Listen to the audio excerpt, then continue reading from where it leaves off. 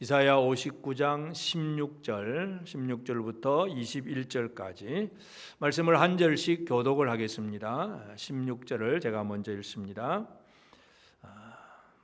사람이 없음을 보시며 중재자가 없음을 이상히 여기셨으므로 자기 팔로 스스로 구원을 베푸시며 자기의 공의를 스스로 의지하사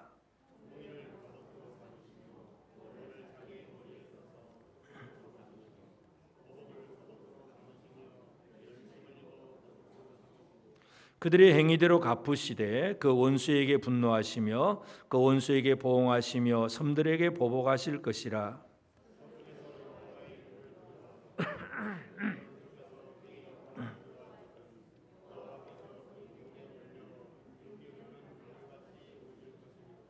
여호와의 말씀이니라. 구속자가 시온에 임하며 야곱의 자손 가운데서 죄가를 떠나는 자에게 임하리라.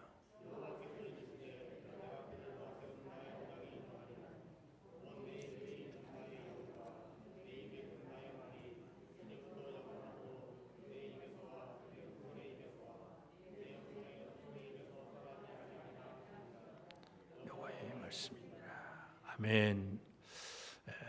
오늘도 말씀 앞에 나오고 예배하는 모든 성도들 속에 주의 은혜가 가득하기를 바랍니다. 우리가 이사야서를 보면서 하나님께서 자기 백성들을 향한 그 구원의 소망, 또 구원의 약속, 이런 것들을 계속 보고 있습니다. 바벨론의 포로가 되지만 다시 회복되어서 여호와의 종으로 말미암아 회복된 백성들. 그런데 문제는 회복된 백성들이긴 한데 우리가 그 앞부분을 살펴보면 정의와 공의가 무너지고, 그리고 참 하나님 앞에 이 성실과 정직이 다 없어지고 뭔가 이 바르게 살려고 하는 사람이 오히려 박해를 받는 그런 일들, 이 참 뭔가 상황이 어지러운 그 상황을 하나님께서 보신 것입니다. 그래서 하나님께서 이 정의가 없는 그 사회를 살피시고 하나님이 뭔가를 하시겠다고 하는 그 말씀이 오늘 본문의 내용입니다. 우리가 살아가는 이 시대는 이 코로나로 인해서 참 많은 사람들이 점점 더 두려워하고 있습니다. 물론 백신이 개발되었다고는 하지만 아직까지도 이 겨울에 또 점점 확진자가 많아지고 온 세계적으로 많은 사람들이 힘들어하고 두려워하고 있습니다. 지금도 우리 모두가 바라고 원하는 것은 누군가 좀 뛰어난 한 사람이 나타나서 좀 좋은 백신도 개발하고 치료제도 개발해서 뭔가 이 질병의 문제를 해결할 수 있는 사람이 없을까? 그 사람이 등장하면 바로 지금 이 시대의 영웅이 되겠죠. 그래서 하여튼 많은 사람들이 어려운 일을 겪으면 그 어려움의 문제를 해결해 줄 수 있는 누군가를 바라고 있습니다. 구원자를 바라고 영웅을 기대하고 있습니다. 그래서 사람들은 뭔가 사람을 바라고 있는데 하나님의 말씀은 뭐냐 하면 인간이 영웅으로 등장한 인간들은 결코 완벽하지 않다는 것. 그래서 노아 시대도 그렇고 노아 이후에 그 니므롯도 그렇고 하여튼 많은 인간적인 그런 영웅들이 등장을 하지만 그들이 이 세상을 구원할 수가 없습니다. 오직 구원은 하나님이 하시는 것이고 하나님의 아들 예수 그리스도를 통해서 이루어지는 것이 바로 이 세상을 구원하는 일입니다. 그래서 질병을 이기는 것, 또 이 땅에 진정한 평화가 이루어지게 하는 것, 그 모든 것들이 다 예수 그리스도를 통해서 이루어지게 되는데, 이제 오늘 우리는 지금 이스라엘이 정의와 공의가 무너진 그 상황에 대해서 하나님께서 그것을 보시고, 그리고는 하나님이 스스로 자기 공의를 잇고 자기 팔로 스스로 구원을 베푸신다, 그렇게 말씀을 합니다. 그래서 오늘 스스로 중재자 되신 하나님, 이 제목으로 함께 살펴보기를 원합니다. 중재자가 없다는 것, 이것이 얼마나 큰 괴로움이고 또 어려운 생활인가 하는 걸 우리가 이해할 수 있는데, 지금도 우리는 단순한 질병 이 문제, 또는 어떤 사람은 경제적인 문제, 여러 가지 어려운 문제들을 가지고 있을 수 있습니다. 그러나 하여튼 정의와 공의가 무너진 사회, 이 정의와 공의가 무너진 사회 속에서 진정으로 하나님이 원하시는 것은 이 땅의 주의 백성들이 그러한 괴로움 속에 빠지는 것을 하나님은 그냥 내버려 두지 않으시고 하나님께서 뭔가 일을 하십니다. 그것을 여기서 중재자라 그렇게 표현합니다. 사람이 없음을 보시며 중재자가 없음을 이상히 여기셨으므로 그렇게 표현합니다. 그래서 이 중재자 없다는 것, 이스라엘의 중재자가 없다는 것, 이것이 이스라엘의 고통이고 괴로움입니다. 오늘 우리의 삶에 있어서도 이러한 중재자가 있냐 없냐에 따라서 진정한 복을 제대로 누릴 수 있는가 누리지 못하는가, 그런 차이점이 있습니다. 그래서 우리에게 있어서 중재자가 있다는 것은 큰 복이 되는 것이고, 중재자가 없는 것은 그만큼 어려운 일을 겪는 그런 삶이 됩니다. 그래서 이제 하나님께서 하시고자 하는 것은 그런 중재자가 없는 이스라엘을 바라보시면서 그들을 이상히 여기셨다, 그렇게 표현합니다. 이상하다. 그래서 이상하다는 얘기는 우리가 한글 성경으로 보면 야, 그 참 이상하다, 뭐 좀 이상하다, 이런 개념, 그냥 좀 이상하다 하는 그런, 뭐 그냥 평소에 좀 안 보이던 참 이상하다, 그런 정도로 생각하기 쉽습니다. 근데 이상하다고 하는 이 히브리 원어는 이제 그 아주 샤멤이라고 하는 단어는 황폐하다, 오싹하다, 그리고 깜짝 놀란다, 바로 그런 개념이에요. 하나님이 자기 백성들을 보시면서 그냥 야, 참 이상하네, 뭐 이런 정도의 개념이 아니라 깜짝 놀란, 아주 오싹할 정도로 깜짝 놀라시는 하나님. 물론 하나님이 뭐 겁에 질린 하나님은 당연히 아니겠지만 그만큼 자기 백성들의 처지와 형편에 대해서 그만큼 깊은 관심을 가지고 보시는 것입니다. 우리는 우리의 처지와 형편을 하나님이 알아주기를 바라는데 하나님이 좀 그냥 대충 눈이라도 주고 관심 봐주면 좋겠다, 그렇게 생각하겠지만 하나님의 관심은 이스라엘을 바라보면서 이상하게 샤맴, 아주 오싹할 정도로, 그저 하나님께서 그냥 깜짝 놀랄 정도로 자기 백성을 바라보시는 그 하나님의 마음, 오늘 우리가 이것을 먼저 이해할 필요가 있습니다. 이 코로나 사태를 바라보신 하나님께서 이상히 여겨주신다면 여기서 하나님의 놀라운 일들이 시작이 됩니다. 그래서 하나님의 마음이 어떤 마음을 품고 이 땅을 바라보시느냐, 우리가 이 하나님을 기대하며 사는 것은 지금 우리 시대 성도들이 가져야 될 그런 마음입니다. 그래서 이상히 여기시고, 그래서 이 땅 위에 이러한 중재자가 없음에 대해서 이상히 여기시고 중재자가 되셨다. 중재자. 그래서 이 중재자라고 하는 것은, 파가라고 하는 단어는 뭔가 이제 만나고 도달해서 뭔가 일하는 그런 사람 얘기입니다. 우리가 흔히 중재자 그러면 이쪽과 이쪽이 서로 뭔가 관계가 틀어지면 가운데 서서 이렇게 서로 연결적으로 말을 해가지고 중재 역할을 잘하는, 이런 정도로만 생각하기 쉬운데, 이 중재자라고 하는 단어는 우리가 히브리어는 글자가 뭐냐면 뜻 글자입니다. 히브리어는 뜻 글자가 돼가지고 우리가 한글은 소리 글자잖아요. 가나다라, 그냥 소리만 나는 것이지만 히브리어는 옛날 고대 상형 문자, 그림이에요. 그림. 글자가 없을 때에 그림 걸 가지고, 그림이 이제 나중에 변화돼서 글자가 됩니다. 그래서 이 파가라고 하는 그 글자 그림은 이제 페, 그리고 이 끼멜, 그리고 아인, 이렇습니다. 그러니까 페라고 하는 것은 무슨 글자냐면 사람의 입을 얘기해요. 입을 그린 것이 이제 페라고 하는 글자고, 그다음에 기멜이라고 하는 이제 세 번째 단어는 낙타예요. 낙타. 짐 싣고 일어나서 열심히 일하는 그런 이제 먼 길을 걸어가는 낙타가 기멜이라고 하는 그 단어. 아인은 바로 눈, 사람의 눈 얘기입니다. 그러니까 이 파가라고 하는 단어, 중재자라고 하는 단어는 뭐냐 하면 이 말하고 보는 것, 이걸 가지고 뭔가 열심히 일어나서 짐지고 일어나는 그 역할, 이게 이 중재자의 역할이에요.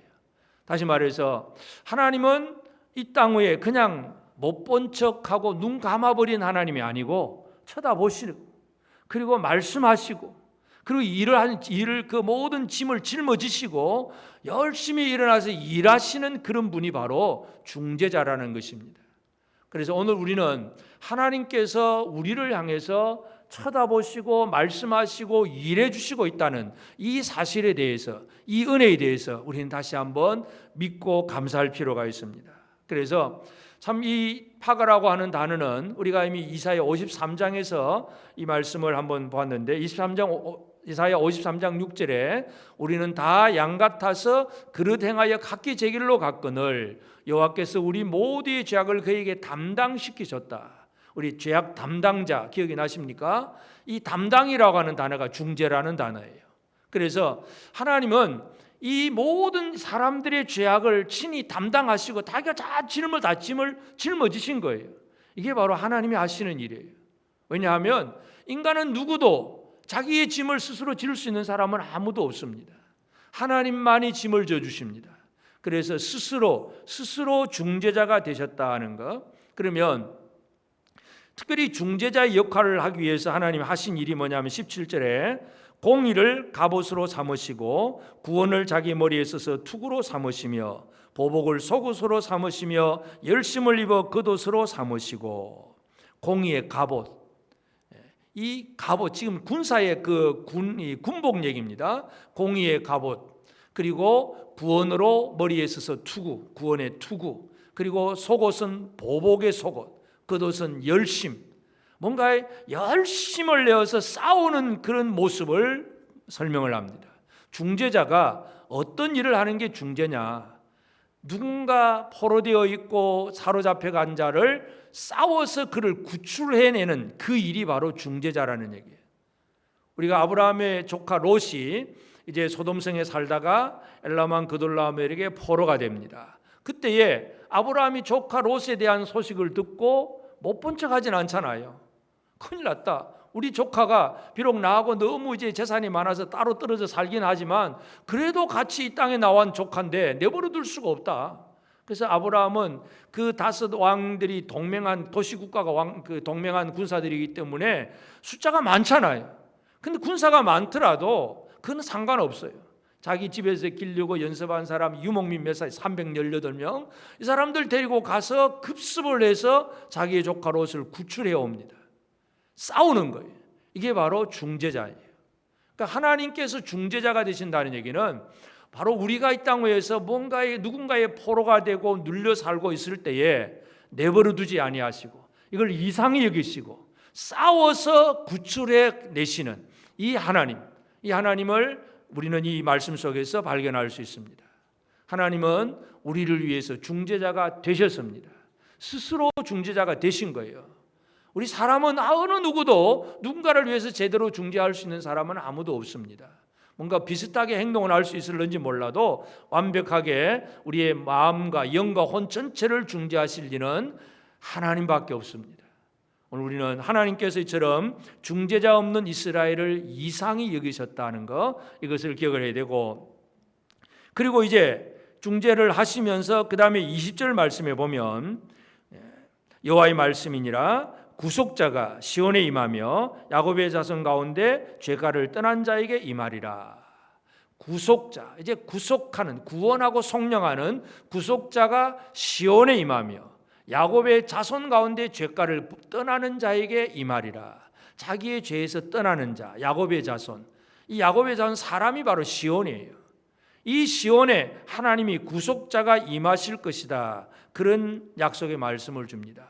그래서 하나님 앞에서 자기의 죄를, 이제 중재 역할을 하신 하나님을 알고 자기의 죄를 떠나며 회개하는 자들에게 하나님께서 세워주시는 것은 바로 구속자입니다.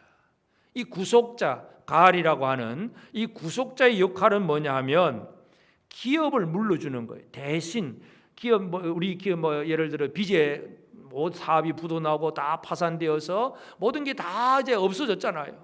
그럼 내 힘으로는 할 수가 없어요. 근데 누군가 내 대신 빚을 갚아주고 내가 빼앗겼던 잃어버렸던 걸 다 되찾게 해준다면 그게 바로 구속자예요. 이 구속의 개념은 구속의 개념이 잘 드러나는 것이 바로 구약의 룻 기스에 잘 나타나고 있지요. 그러니까 이 나오미가 남편과 함께 기업을 다 팔아버리고 기근 때문에 모압으로 갔다가 또 거기서 남편 죽고 아들 다 죽고 이제 돌아옵니다. 근데 룻이 끝까지 따라오잖아요. 룻이 끝까지 따라와서 이제 남의 밭에 가서 이삭을 줍다가 결국 보아스를 만나게 됩니다. 그래서 그 보아스를 만나고 왔다는 그 얘기, 그걸 룻이 이제 시어머니 나오미에게 할 때에 나오미가 룻에게 그런 얘기를 합니다. 2장 20절에 보면 나오미가 자기 며느리에게 이르되 그가 여호와께로부터 복받기를 원하노라. 그가 살아있는 자와 죽은 자에게 은혜 베풀기를 그치지 아니하도다 하고 나오미가 또 그에게 이르되 그 사람은 우리와 가까우니 우리 기업을 물을 자 중에 하나이다. 우리 가장 가까운 친척의 가장 촌수가 가까운 사람부터 이제 이 대속의 기업의 이 역할을 감당을 해야 되는데 나오미가 룻에게 그 얘기를 해주면 저 보아스는 우리 기업을 물을 자 중에 가까운 사람 중에 하나다. 그러니까 저 보아스를 통해서 우리 집안이 무너지고 모든 게 끊어져 버렸는데 다시금 회복될 것이다.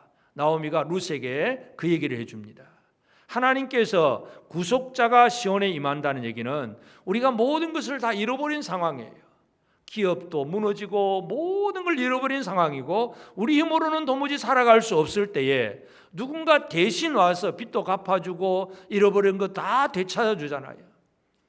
보아스가 룻과 결혼을 함으로써 결국은 누가 태어납니까? 다윗 왕이 태어나는 거예요. 이 기업이 무너졌던 걸 다시 회복시킴으로 전혀 기대할 수 없었던 그 놀라운 다윗 왕, 결국 그 가문을 통해서 예수 그리스도가 태어나시고 이 놀라운 은혜가 주어집니다. 그래서 하나님은 자기 백성을 위해서 중재하시고 구속자를 보내어 주셔서 그들의 무너진 기업들을 다시 회복시켜 주시는 것, 이 일을 하나님께서 하시고, 그리고 또 그 다음에 하시는 일이 21절의 말씀인데 여호와께서 이르시되 내가 그들과 세운 나의 언약이 이러하니 곧 내 위에 있는 나의 영과 내 입에 둔 나의 말, 나의 영, 나의 말, 영과 말이 이제부터 영원하도록 내 입에서와 내 후손의 입에서와 내 후손의 후손의 입에서 떠나지 아니하리라 하시니라. 여호와의 말씀이니라. 하나님은 다시 세워진 그 기업, 그 사람들, 죄가를 떠난 사람들에게 하나님은 나의 영, 성령, 그리고 말씀, 성령과 말씀을 영원토록 그들이 잃어버리지 않도록 그 속에 역사하시는 하나님이십니다. 그래서 기업이 잘 이제 꾸준히 유지가 되어야 되잖아요. 다시 세워진 기업을 잃어버리지 아니하고 잘 유지될 수 있도록 하나님께서 하시는 일이 바로 성령과 말씀을 보내주시겠다는 거예요. 그래서 내 입에서, 내 아들 후손의 입에서, 그리고 아들 손자 대대로 후손의 입에서 떠나지 않게 될 것이다. 하나님의 언약은 영원한 언약입니다. 그냥 한 번 하고 끝나는 언약이 아니라 영원토록 우리에게 은혜를 주십니다. 그래서 예레미야 선지자를 통해서도 하나님 그렇게 말씀을 하셨는데 예레미야 31장 32절에 보면 33절에 그러나 그날 후에 내가 이스라엘 집과 맺을 언약은 이러하니 곧 내가 나의 법을 그들의 속에 두며 그들의 마음에 기록하여 나는 그들의 하나님이 되고 그들은 내 백성이 될 것이라. 여호와의 말씀이니라. 하나님이 모세를 통해서는 돌비에다가 율법의 말씀 글자로 기록을 해주셨습니다. 그래서 그 글자를 사람들은 달달달달 외우고 읽고 생각하고 가르치고 배우고 열심히 하긴 합니다. 그러나 예수님 당시의 유대인들을 우리가 봐도 그들이 어렸을 때부터 토라를 열심히 외우기는 했는데 그 말씀을 주신 하나님의 마음을 읽지를 못하잖아요. 하나님의 뜻을 깨닫지를 못해요. 왜냐하면 하나님의 영이 그 속에 임하지 아니하기 때문에. 그래서 이 바벨론 포로가 되고 또 회복될 그러한 백성들을 향해서 예레미야를 통해서 주신 말씀이 뭡니까? 그 언약의 말씀을 다른 데 기록하는 것이 아니라 그들의 속에, 마음에 기록을 한다. 결국 우리 마음속에 하나님의 말씀을 기록한다는 것이 바로 하나님의 영으로 하나님의 말씀이 우리 속에 들어와서 깨닫게 하고 그 말씀을 또 믿고 살게 하는 하나님의 일이 그렇게 이루어진다는 거예요. 그래서 하나님의 언약이라고 하는 것은 영원한 언약인데, 그래서 이 이스라엘 백성들 정의와 공의가 무너지고 참 고통당하는 그들에게 하나님은 중재자가 되시고, 그리고 구속자가 그들에게 임하게 하시고, 그리고 그들의 기업이 세워지고 그들에게 영과 말씀을 주어서 영원토록 하나님의 백성으로 살게 하시겠다. 이것이 하나님의 계획이고 하나님의 이사야를 통해 주신 약속의 예언의 말씀입니다. 그리고 이 약속의 예언의 말씀은 결국은 예수 그리스도를 통해서 완성되었다는 것도 우리가 이해할 수 있습니다. 그래서 우리는 이제 성탄절을 앞두고 있는데 이 땅에 오신 예수 그리스도는 어떻게 뭘 하는 분으로 오셨느냐? 우리가 잘 알다시피 예수님이 이 땅에 오신 것은 바로 중재자로 오신 거예요. 우리를 위한 중재자로. 그래서 예수님은 원래 하나님이시잖아요. 우리 요한복음 1장 1절에 잘 아는 말씀이 태초에 말씀이 계시니라 이 말씀이 하나님과 함께 계셨으니 이 말씀은 곧 하나님이시니라. 로고스, 말씀이 하나님과 함께 있었는데 이 로고스가 하나님이다. 그리고 그 말씀이 육신이 되어 오신 것이 바로 예수 그리스도입니다. 그러면 예수님이 이 땅에 오셔서 하는 일이 뭐냐 하면 바로 중재 역할이에요. 중재. 이 중재가 뭐냐 하면 대적과 싸워 이기는 거잖아요. 요한일서 3장 8절에 보면 예수께서 싸워 이기는 것은 죄를 짓는 자는 마귀에게 속하나니 마귀는 처음부터 범죄함이라. 하나님의 아들이 나타나신 것은 마귀의 일을 멸하려 하심이니라. 하나님의 아들이 이 땅에 나타나신 것은 마귀의 일을 멸하기 위해서요. 왜 성탄입니까? 왜 하나님의 아들이 육신을 입고 오시느냐? 그냥 괜히 사람 되고 싶어서가 아니라 마귀와 싸워서 마귀의 일을 멸하려고 하는 것이 바로 예수 그리스도가 이 땅에 오신 목적이에요. 이것이 바로 중재입니다. 중재자의 역할, 마귀와 싸워 이기는 겁니다. 왜냐하면 우리 사람들은 결코 마귀와 싸워 이길 수가 없습니다. 인간의 지혜를 가지고는 늘 마귀에게 농락을 당합니다. 예수 그리스도만이 진정한 승리자이고, 그래서 마귀를 이기고, 또 실제로 예수님이 이제 육신을 입고 이 땅에 나타나셔서 복음을 전하는 과정 속에서 늘 예수님께서 많이 하신 일 중에 하나가 뭐냐 하면 더러운 귀신을 내어 쫓는 일. 마가복음 1장 24절에 나사렛 예수여, 우리가 당신과 무슨 상관이 있나이까? 우리를 멸하려 왔나이까? 나는 당신이 누구인지를 아노니 하나님의 거룩한 자니이다. 예수님이 가버나움 회당에서 설교를 하니까 지금까지는 전혀 반응을 안 하던 그 사람 속에 있는 더러운 귀신이 예수님이 말씀하시니까 바로 반응을 합니다. 막 발작을 하면서 나사렛 예수여, 우리가 당신과 무슨 상관이 있나이까? 우리를 멸하러 왔나이까? 나는 당신이 누군지를 아노니 하나님의 거룩한 자니이다. 막 그렇게 외치면서 예수님의 말씀을 방해를 하니까 예수님이 그 더러운 귀신을 내쫓아버립니다. 더러운 귀신은 사탄, 마귀의 수하들, 졸개들입니다. 마귀의 어떤 모든 일들을 이루어가는 존재가 바로 더러운 귀신인데, 이 더러운 귀신을 주님은 말씀하고 명령으로 다 쫓아내버립니다. 그러니까 마귀 일을 멸하시고 그 마귀 일을 하는 더러운 귀신을 예수님은 쫓아내버리시고, 물론 그 또 많은 것들이 있지만 제일 마지막에 또 예수께서 이기시는 것이 뭐냐 하면 요한계시록 20장 14절에 사망과 음부도 불못에 던져지니 이것은 둘째 사망 곧 불못이라. 여러분, 사망까지도 불못에 던져버리시는 주님이십니다. 우리는 사망을 두려워하잖아요. 지금도 우리는 모든 성도들이 이 자리에 함께 앉아 있지를 못합니다. 국가적인 방역 대책이긴 하지만, 그러나 또 사람들의 내심 전부 무엇에 대한 두려움이 있습니까? 죽음에 대한 두려움입니다. 죽음에 대한 공포. 온 세계가 지금 그렇습니다. 왜냐하면 예를 들어서 코로나가 그 정도야 감기지 이렇게 돼버리면 별로 두려워하지 않잖아요. 여러분 독감 두려워합니까? 독감이나 코로나나 바이러스, 똑같은 바이러스에 종류는 다르지만, 그러나 그것에 대한 백신도 있고 치료자가 있으니까 독감은 그냥 그러려니 넘어가 버립니다. 근데 코로나는 왜 두려워합니까? 치료자도 없고 백신도 없고 걸리면 죽을 것 같고, 물론 그 숫자가 죽는율은 그저 나라에 따라 다르긴 하지만 우리나라는 그렇게 많지는 않잖아요. 하여튼 죽음이 있다는 그것 때문에 두렵잖아요. 그러니까 두려우니까 꼼짝 마, 그러면 꼼짝 안 해야 되고, 마스크 써, 그러면 써야 되고, 뭔가 이 죽음이라고 하는 공포 속에서 모든 사람들이 살고 있습니다. 그러니까 모든 사람들에게 가장 큰 문제는 바로 죽음이라고 하는 것인데, 중재자 되신 예수 그리스도가 무엇에 대해서 이겨주시느냐? 사망까지도 이겨주신다. 다시는 죽을 일이 없게 하신다는 얘기잖아요. 사망과 음부의 불못에 던져지는 것이 바로 예수 그리스도가 하시는 일입니다. 하나님의 아들 예수 그리스도가 이 땅에 오셔서 중재하시는 일, 우리를 위한 중재가 바로 그것입니다. 그러므로 내가 예수를 믿고 있다는 것, 내가 예수 그리스도 안에 산다는 것은 이제는 우리는 중재자가 있다는 생활입니다. 여러분은 이 복을 받으신 분들입니다. 아멘. 얼마나 감사한 일인지 모릅니다. 우리 힘으로는 결코 이룰 수 없는 일들을 중재자 되신 예수 그리스도 안에서 우리는 사탄의 모든 계교를 이기는 생활을 지금도 누리고 있습니다. 또 예수 그리스도는 이 땅에 오셔서 자신을 이제 소개하고 선포하실 때 뭐라고 얘기합니까? 누가복음 4장 19절에 보면 주의 은혜의 해를 전파하게 하려 하심이라 그렇게 했어요. 이제 고향에서 예수님 이제 처음 자기 고향에서 회당에서 설교를 하면서 이 이사야에 있는 말씀을 가지고 얘기하면서 가난한 자에게 복음을 선포하고 눌린 자, 눈먼 자, 또 이렇게 포로된 자를 눈을 뜨게 하고 자유롭게 한다. 예수님 그 말씀을 하면서 그리고 주의 은혜의 해를 전파하게 하려 합니다. 은혜의 해가 뭡니까? 바로 은혜가 이루어지는 연도, 은혜가 이루어지는 해, 바로 희년 얘기입니다. 희년.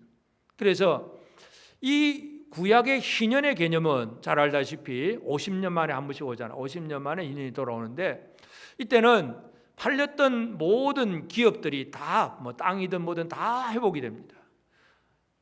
돈 주고 사오는 게 아니라 그냥 희년이니까 원래 땅 주인에게로 다 무조건 돌아가는 거예요. 원래 땅 주인에게로 돌아가는 거예요.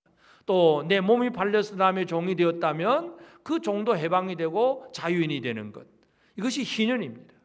그러니까 예수님이 이 땅에 오셔서 뭘 선포하십니까? 희년을 선포하신 거예요. 예수님은 구속자예요.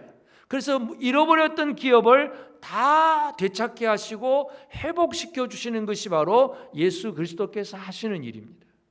예수로 말미암아 잃어버린 기업들이 회복이 됩니다. 근데 물론 그 잃어버린 기업을 제대로 누리느냐 못 누리느냐 하는 것은 우리에게 믿음으로 달려 있어요. 예수님이 고향에서 이 설교를 하니까 예수님 고향 사람들은 이 말을 듣고 믿음으로 받아들이질 않잖아요. 아니 저 예수는 우리가 잘 아는 저 어머니 마리아도 알고 또 아버지 요셉도 알고 동생들도 다 아는데 언제 지가 나타나가지고 뭐 이상한 얘기한다 그러면서 오히려 예수를 그냥 밀고 낭떠러지 그냥 떨어뜨리는 그런 식으로 예수를 영접을 안 합니다. 아무리 우리에게 구속자로 임하셔도 믿음으로 영접하지 않으면 이 구속의 은혜를 누릴 수가 없다는 걸 우리가 이해할 수 있는데, 하여튼 예수님은 이 가난한 자에게 복음이 전파되고 눌린 자, 포로된 자, 눈먼 자, 하여튼 이 땅에 고통당하는 이 사탄에게 모든 걸 빼앗겨버린 자들에게 진정한 은혜를 주시는 분이 바로 예수 그리스도라는 것을 우리는 분명히 알 수 있습니다. 예수는 구속자로 우리 가운데 임하신 분이십니다. 그리고 그 예수님이 제자들을 훈련시키면서 마지막에 주신 약속의 말씀이 뭡니까? 예수님은 제자들에게 성령을 보내주실 것을 약속하잖아요. 요한복음 14장 16절 17절에 보면 내가 아버지께 구하겠으니 그가 또 다른 보혜사를 너에게 주사 영원토록 너희와 함께 있게 하리니 그는 진리의 영이라 세상은 능히 그를 받지 못하나니 이는 그를 보지도 못하고 알지도 못함이라. 그러나 너희는 그를 아나니 그는 너희와 함께 거하시며 또 너희 속에 계시겠습니다. 진리의 성령을 보내주셔요. 그런데 이 진리의 성령이 바로 진리의 영이라고 하는 것은 성령과 말씀은 결코 떨어질 수가 없는 거예요. 성령과 말씀은 하나예요. 그래서 진리의 영이다. 진리를 사람들에게 보여주는 것. 그래서 예수님이 이 땅에 오셔서 이 구속자로서 모든 이제 기업들을 다 회복시켜 주시고 그 회복된 기업이 더 잘 견고하게 세워지고 또 확산될 수 있도록 해 주시는 것이 바로 말씀과 성령, 하나님의 영과 하나님의 말을 들려주시고 그것을 주시는 것이 바로 예수께서 하신 일입니다. 그래서 성령으로 말미암아 오늘도 우리는 말씀 안에서 위로와 힘을 얻을 수 있습니다. 그래서 이사야를 통해서 하나님께서 주셨던 그 약속의 말씀은 이 정의와 공의가 무너진 그 영적으로 캄캄한 어둠 속에 있는 그들에게 하나님께서 스스로 중재자가 되시고 구속자를 약속하시고 그리고 영과 말씀을 주실 것을 분명히 약속하셨고 그 일이 예수 그리스도로 말미암아 성취되었다는 걸 우리가 이해할 수 있습니다. 그러므로 이제 저와 여러분의 삶은 이제는 우리는 어떤 사람이냐? 중재자가 없는 사람이 아니라 중재자가 있는 사람이 되었습니다. 이것을 믿으시기를 바랍니다. 우리는 중재자가 있는 사람입니다. 한번 함께 합시다. 나는 중재자가 있는 사람이다. 나는 중재자가 있다는 게 이게 얼마나 큰 위로와 힘이 되는지 모릅니다. 그래서 그러면 이제 우리는 중재자를 우리가 영접한 사람들인데 이 중재자가 있는 사람으로 어떻게 살 것인가? 지금 이 시대에 이 코로나 시대에 많은 이 어려움을 당하고 있는 우리 이웃들을 바라보면서 내가 살아가야 될 삶이 무엇인가? 우리는 중재자 없는 사람이 아니라 중재자 있는 사람으로 어떻게 살 것인가? 이것이 이제 우리의 삶의 숙제이기도 합니다. 그래서 첫째는 이제 우리도 누군가를 향해서 우리가 예수 그리스도로 말미암아 이루어진 구원처럼 완벽하게 할 수는 없지만 누군가를 위해서 중재자로서 살아가는 삶, 이것이 또 우리에게 필요합니다.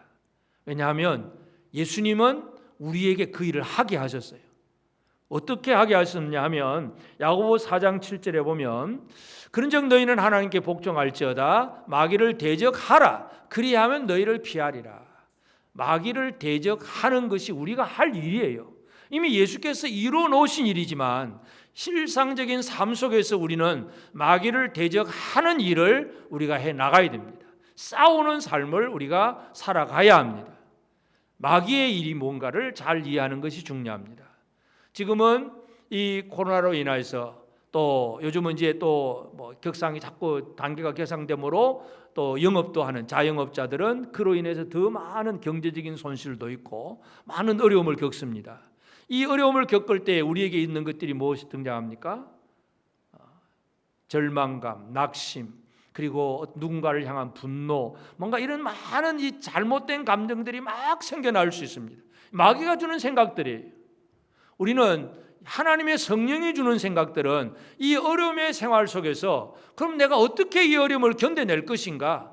이 어려운 과정 속에도 어떻게 하면 내 하나님 앞에 제대로 예배하며 살 것인가? 성령은 늘 우리에게 그런 마음을 주시는데 마귀는 이 어려움의 상황 속에서 분노하게 만들고 누군가를 미워하게 만들고 책임을 전가시키고 두려워하게 만들고 절망하게 만들고 이게 전부 마귀가 하는 짓이잖아요. 그러면 우리 할 일이 뭐예요? 그것을 대적하는 것, 이 마귀를 대적하는 것이 바로 우리가 할 일이에요. 우리는 중재자가 있는 사람이잖아요. 중재자가 있는 사람으로서 사탄이 가져다주는 그 모든 계교를 우리는 이기는 삶을 살아가야 됩니다. 그러면 어떻게 하면 마귀를 대적하면서 이기는 삶을 제대로 살 수 있을까? 그 해답도 분명합니다. 에베소서 6장 11절 12절에 보면 마귀의 관계를 능히 대적하기 위하여 대적하려면 어떻게 해야 됩니까? 하나님의 전신갑주를 입어라.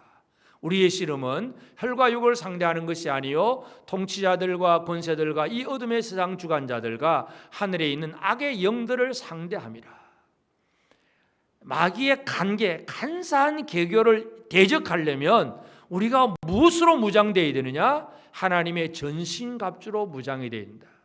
진리의 허리띠, 믿음의 방패, 구원의 투구, 성령의 검, 말씀, 전부 그 하나님의 전신갑주가 다 뭐냐면 말씀과 관계되어 있는 거예요. 말씀, 진리예요, 진리. 말씀으로 무장되는 것이 바로 마귀의 관계를 이기고 대적하는 유일한 길입니다. 여러분, 우리가 이 세상 속에서 우리가 지금 뭘 해야 되느냐? 내가 하나님의 말씀으로 철저하게 무장되는 것이 가장 중요합니다. 그래서 하나님의 진리의 말씀으로 무장되면 마귀의 관계를 우리는 능히 알아차릴 수 있습니다. 아, 저거 틀렸어. 이게 분명히 나옵니다. 그런데 이 진리의 말씀으로 무장이 안 돼 있으면 관계 속에 넘어가 버립니다. 여러분, 아담과 하와가 결국은 지금까지도 모든 인류에게 고통당하게 하는 이유가 뭡니까? 마귀한테 졌기 때문에 그렇잖아요. 하나님이 에덴 동산을 지으시고 아담에게 주신 사명이 뭡니까? 경작하고 지키라, 다스리라, 정복하라잖아요. 모든 피조물들을 다스리고 통치하고 정복하는 것이 아담의 사명이에요. 그런데 결과적으로 보면 뱀에게 정복을 당한 것입니다. 이제 우리는 거꾸로 해야 됩니다. 우리는 뱀을 정복하는 자가 되어져야 됩니다. 말씀으로 정복할 수 있습니다. 우리가 뭐 주먹을 힘으로 가지고는 결코 마귀를 이길 수가 없습니다. 인간적인 두뇌 잔머리 가지고도 마귀를 이길 수는 없습니다. 우리가 이길 수 있는 것은 오직 하나님의 말씀입니다. 말씀으로 무장되는, 진리의 말씀으로 철저하게 무장되어져야 이거는 사탄이 주는 생각이구나, 이거는 아니지, 분명하게 구분을 할 수가 있습니다. 그렇게 될 때 우리는 악한 사탄의 계교를 막아내고 대적하는 그 일을 해나갈 수 있습니다. 우리는 뱀을 정복해야 합니다. 뱀에게 정복당하는 자가 아니라 뱀을 정복하며 살아가는 그런 우리 모두가 되어지기를 바랍니다. 우리는 중재자 있는 예수 그리스도의 부하, 그리스도의 군사들입니다. 예수님이 다 마귀를 이겨놓으셨지만 이제 우리는 실제적으로 매일의 삶 속에서 이김을 누릴 수 있는데, 이 누리는 삶이 바로 진리의 말씀으로 무장되어서 내 삶을 틈타오는 그 사탄의 모든 계교들을 능히 이겨나가는 생활. 그래서 어떤 상황 속에서도 흔들리지 아니하고 두려워하지 아니하고 온전히 하나님을 찬양하고 예배하고 하나님 백성답게 이 땅에서 빛으로 살아가는 이 삶을 사는 것이 바로 마귀를 대적하는 것입니다. 물론 어떤 경우에 있어서는 아예 그냥 이렇게 선포하는, 사탄아 나가라 하고 뭐 이렇게 얘기도 할 수 있겠지만, 일상의 모든 삶 속에서 사탄이 주는 모든 생각, 그리고 어떤 상황 속에서 뭔가 두려움과 낙심이 들어올 때에 그 모든 것들을 말씀으로 이겨나가는 그런 우리가 되어지길 바랍니다. 우리는 중재자가 있는 사람이고 중재를 해야 될 사람이에요. 우리 주변에는 여전히 사탄의 영향력 속에 있는 사람들이 있습니다. 눈먼 자들, 포로된 자들, 가난한 자들, 힘없는 자들이 있습니다. 그들을 위해서는 우리가 또 중재 역할도 해야 되잖아요. 그들에게 진리의 말씀을 선포하고 증거하고 가르침을 통해서 그들을 구출해내는 작업, 이것이 바로 또 오늘 우리가 해야 할 일이기도 합니다. 이 시대에 우리는 중재자가 있는 자로서 또 중재의 사명도 감당하는 우리 모두가 되어지기를 바랍니다. 뿐만 아니라 이제 우리는 예수 그리스도께서 우리에게 임하심으로 우리의 기업을 새롭게 만들어 주셨습니다. 이것이 하나님이 우리에게 주신 기업, 이것은 바로 교회이기도 합니다. 그래서 이 구속자가 우리에게 임함으로 이제 이 구속으로, 예수 그리스도의 구속으로 말미암아 이제 우리에게는 하나님의 놀라운 은혜를 지금 누릴 수 있는 이 땅의 어떤 삶을, 그리고 소망도 마찬가지고 뭔가 우리가 누릴 수 있는 사람이 되었습니다. 세상 속에서 가장 큰 은혜를 누리는 사람 중에 한 사람이 바로 예수님을 잉태한 마리아잖아요. 우리가 성탄절 앞두고 마리아를 한번 또 살펴볼 수 있는데, 자, 이 처녀 마리아에게 천사가 나타나서 그런 얘기를 합니다. 누가복음 1장 35절에 천사가 대답하여 이르되 성령이 내게 임하시고 지극히 높으신 이의 능력이 너를 덮으시리니 이름으로 나실 바 거룩한 이는 하나님의 아들이라 일컬어지리라. 그런 이 마리아는 지금 요셉과 정혼을 했습니다. 아직 결혼은 안 해요. 그냥 혼인의 서약을, 결혼할 것이라고 하는 준비된 단계, 결혼을 앞두고 있는 단계예요. 그런데 정혼은 하고 결혼을 아직도 안 한 상태인데 도중에 천사가 나타나서 네가 아들을 낳을 것이다. 내가 아직도 남자도 알지도 못한데 내가 무슨 아들을 낳습니까? 네게 성령이 임하게 될 것이고, 그리고 그 성령의 능력이 너를 덮으심으로 그 태어날 아이는 거룩한 하나님의 아들이다. 천사가 그 얘기를 해줍니다. 참 처녀 마리아의 입장에서는 사람들 앞에 아직도 결혼식도 안 했는데 아들을 낳는다면 돌 맞아 죽을 일인데, 그러나 마리아는 천사가 전해주는 그 말을 믿음으로 받아들입니다. 38절에 보면 마리아가 이르되 주의 여종이니 말씀대로 내게 이루어지이다 하며 천사가 떠나가니라. 그 말씀을 받아들이는 거예요. 이게 기업을 받는 사람입니다. 예수 그리스도가 우리 가운데 들어오신다고 할 때에 믿음으로 영접하는 생활, 말씀을 믿는 것, 믿음으로 받아들이는 것, 그 과정 속에서는 사람들로부터 오해를 받을 수도 있고 아니면 마리아처럼 돌도 만질 수 있는 그런 위경에 처할 수도 있습니다. 그렇지만 주의 말씀을 믿음으로 받아들이는 것, 이게 우리에게 주신 기업을 제대로 누리는 생활입니다. 그래서 하나님께서 예수 그리스도를 통해서 우리에게 주신 이 교회, 우리의 믿음 생활, 하나님의 기업된 이 삶을 우리는 믿음으로 잘 간직하는, 그리고 그 기업을 잘 세워가는 그 일들을 우리가 감당해야 합니다. 그리고 그 일을 어떻게 감당할 수 있느냐? 그 하나님이 주신 약속이 뭡니까?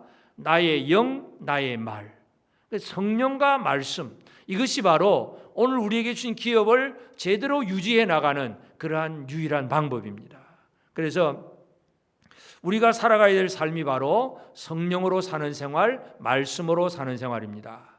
성령은 예수님이 보혜사 성령을 보내주실 때에 요한복음 14장 26절에서 보혜사 곧 아버지께서 내 이름으로 보내실 성령, 그가 너에게 모든 것을 가르치고 내가 너에게 말한 모든 것을 생각나게 하리라. 주님의 말씀이 생각나게 되고, 그리고 그 말씀을 가르쳐서 어떻게 살아가야 될지를 인도하시는 분이 바로 성령님이십니다.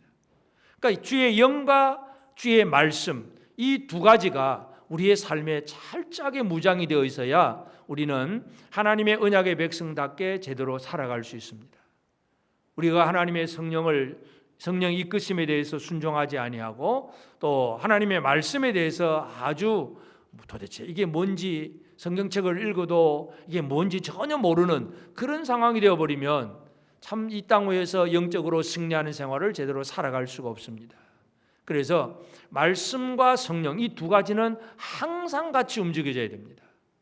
그냥 기도만 하고 성령 받겠다만 생각하고 말씀은 전혀 모르면 그것도 문제이고, 열심히 신학자가 공부하듯이 공부는 열심히 했는데 성령과 상관없이 그냥 공부만 했다, 그것도 문제가 됩니다.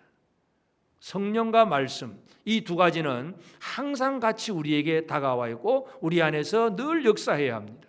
이 삶이 하나님이 우리에게 주신 이 승리의 생활을 제대로 누릴 수 있게 하는 것입니다. 하나님의 성령은 우리로 하여금 하나님의 말씀 가운데로 인도하고 진리 가운데로 인도하고 하나님 백성답게 살게 하세요. 그런데 육신을 입고 살아가는 우리는 쉽게 그렇지 못할 때가 참 많습니다. 갈라디아 5장 24절 25절에 보면 그리스도 예수의 사람들은 육체와 함께 그 정욕과 탐심을 십자가에 못 박았느니라. 만일 우리가 성령으로 살면 또한 성령으로 행할지니. 여러분, 성령으로 사는 자, 성령으로 행하는 자의 삶이 뭐냐 하면 그 정과 욕심을 십자가에 못 박아버리는 것, 죽여버리는 것, 이게 바로 성령으로 사는 사람입니다. 그 앞부분에 사도 바울은 육체의 소욕을 따르지 말고 성령이 원하는 바를 따르라 그러면서 성령의 9가지 열매를 얘기하잖아요. 우리 안에는 여전히 이 두 가지, 육체가 원하는 마음이 있고 성령께서 이끌어가는 성령의 원하심이 있습니다. 이 두 가지는 육신을 입고 살아가는 우리는 죽을 때까지 지금 가지고 있는 거예요. 그래서 누구의 뜻을 따라가느냐가 우리의 삶에 중요합니다. 육신이 원하는 바는 좀 더 자자, 좀 더 눕자, 좀 더 졸자, 그냥 어떻게 하냐 편하게 살자, 내 것만 챙기자. 이 육신은 늘 그런 생각이잖아요. 근데 성령은 어떻게 합니까? 깨어있게 하시고 말씀에 순종하게 하시고 남을 위해서 희생도 하게 하고 사랑할 줄 알게 하고 뭔가 하나님의 뜻대로 뭔가 살게 하는 성령의 감동을 자꾸 주십니다. 그럼 우리가 둘 중에 하나 뭘 선택하며 살아야 되겠습니까? 성령으로 행하는 자는 성령의 이끄심을 따라 사는 생활. 내 안에 육체의 소욕을 가지고 그냥 육신의 어떤 정욕대로 살기를 원하고 육체의 탐심을 가지고 살려고 내 안에 뭔가 자꾸 막 솟아나오는데 성령으로 살아가면서 그 탐심들을 죽여가면서 하나님의 뜻대로 살아가는 것이 바로 성령으로 행하는 사람이에요. 말씀대로 살아가는 사람이에요. 이 사람이 하나님 주신 기업을 결코 잃어버리지 않는 그런 사람이 되는 것입니다. 우리는 스스로 중재자 되신 하나님, 이 하나님으로 말미암아 우리에게는 살 길이 열려진 것입니다. 우리는 중재자 없이는 살 수 있는 사람이 아무도 없습니다. 여러분, 이 땅 위에 코로나든 아니면 여러 가지 많은 어려운 문제 속에 있는 이 상황을 바라보면서 누군가 그냥 좀 발견할 사람, 발명할 사람, 그 사람 구하기 전에 우리가 세상을 향한 중재자 역할을 감당하게 되기를 바랍니다.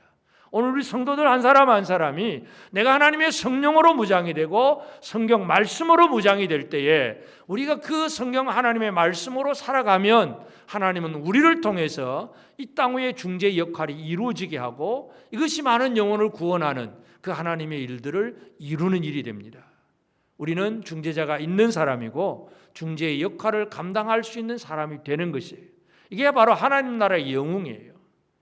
이 땅에는 힘 있는 사람, 똑똑한 사람, 뭔가 어떤 정치적이고 어떤 과학적인 그런 어떤 사람들을 바라고 있지만 이 세상을 구원하는 것은 하나님께서 하시는 일이고 하나님은 이 중재자의 역할을 제대로 감당하는 사람을 통해서 하나님의 놀라운 일들이 이루어집니다. 우리가 중재자가 있는 사람이 되었음을 믿으시기를 바랍니다. 하나님께서 스스로 중재자가 되어주셔야 우리는 그 은혜를 누리는 사람이고 이제 우리는 이 중재자 되신 하나님 예수 그리스도로 말미암아 이제 우리는 대적과 날마다 싸워 이기는 생활이고 또 성령과 말씀으로 늘 하나님의 기업을 잘 세워가는 그런 사람으로 살아가는 것이 이 시대에 우리가 살아가야 될 삶이에요. 우리 교회가, 우리 성도들 한 사람 한 사람이 바로 이러한 삶을 살게 되기를 바랍니다.